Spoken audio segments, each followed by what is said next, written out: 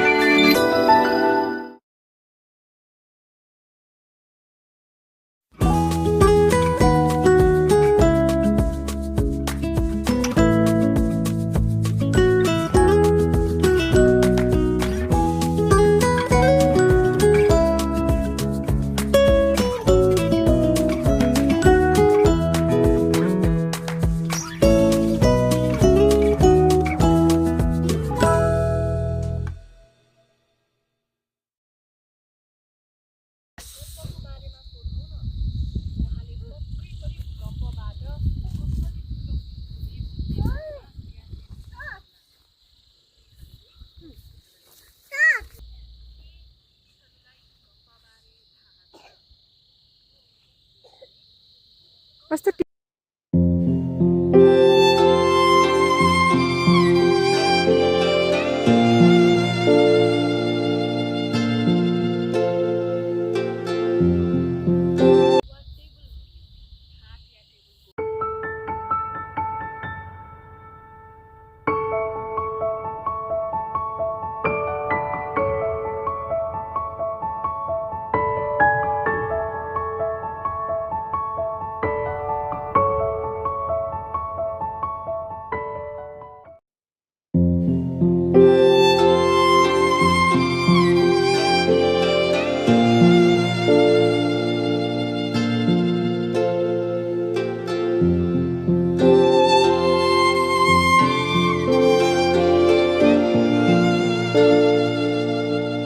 Everyone, अहिले चाहिँ हामी धनकुटाको गुराँसी टी स्टेटमा छौँ।